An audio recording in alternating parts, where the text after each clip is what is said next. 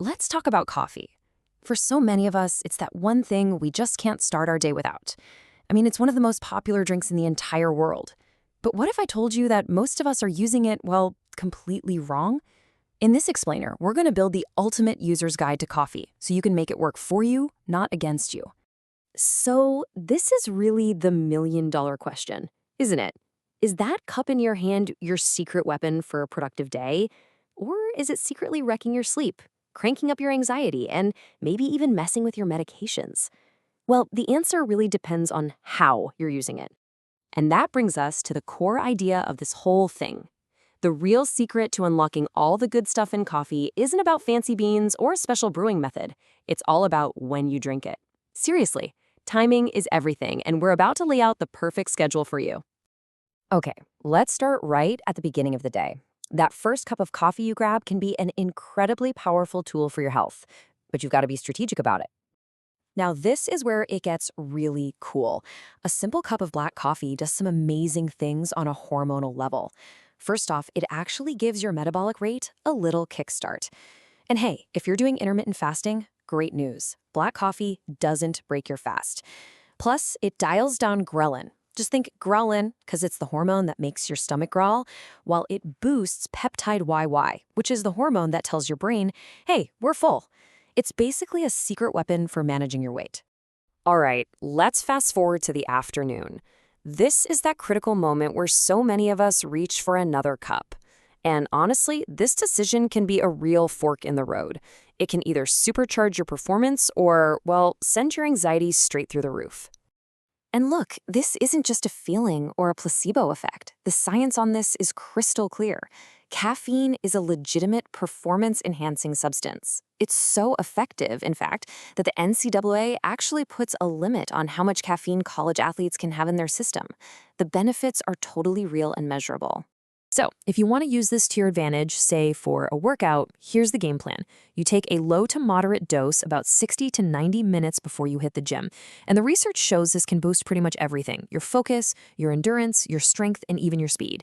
It's a powerful tool when you use it right. But, and this is a big but, here's the trade-off. This slide perfectly shows that performance versus panic idea. The same caffeine that gives you that awesome boost is also what triggers your body's fight or flight response. That can leave you feeling jittery, anxious, and can even make panic attacks more likely. It also constricts the blood vessels in your hands and feet, which is exactly why some people get ice-cold hands after drinking coffee. And now we enter the danger zone.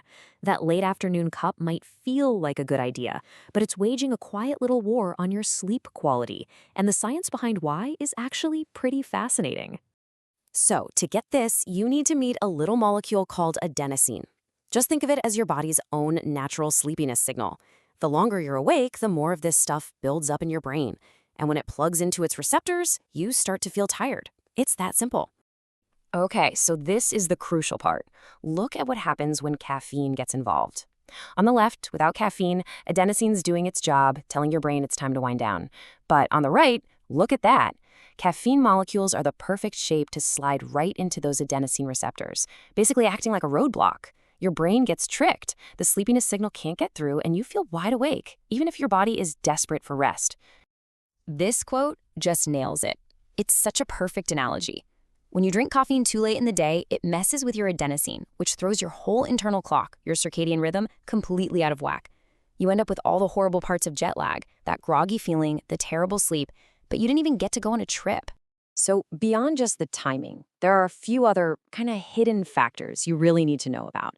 Let's dig into how coffee can interact with other things that might already be in your system. This is so important, you guys.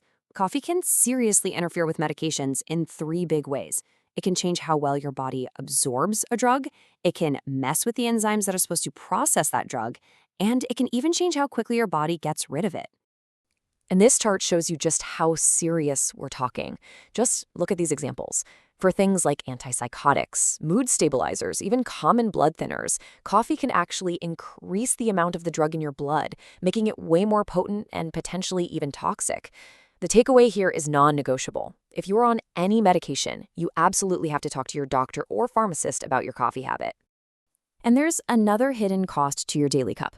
You know how coffee is a mild diuretic? It makes you pee more, right? Well, every time that happens, you're flushing out some essential minerals and vitamins along with it.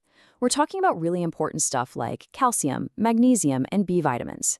It's just something to be aware of for your overall health. Which, of course, brings us to the great hydration debate. So, does coffee dehydrate you? The answer is, it depends. A big mug of drip coffee is mostly water, so you're pretty much replacing the fluid you lose. But if your habit is slamming back multiple shots of espresso, which have very little liquid, then yeah, you're losing more fluid than you're taking in. In that case, it can absolutely be dehydrating. Okay, wow, we've covered a ton of ground. We've talked metabolism, performance, sleep science, and all those hidden dangers. So now, let's pull it all together into one simple, actionable schedule you can actually use. So here it is, your ideal coffee day. Have that first cup around mid-morning, say 9 a.m., to really get that metabolism and focus boost. If you're going to have a second cup, aim for around 1 p.m. That's the perfect sweet spot for an afternoon workout. But, and this is the most important part, 2 p.m. is your hard cutoff. No more caffeine after that, period. This gives your body plenty of time to clear it out so that by bedtime, adenosine can do its thing and give you that deep, restful sleep you need. And of course, don't forget to sip water all day long. So there you have it, the complete user's manual. See, it's not about giving up coffee, it's about being smart about it. It's about taking this amazing, powerful substance and finally making it work for you. So the real question is, now that you know all this, what's the one thing you're going to change about your routine tomorrow?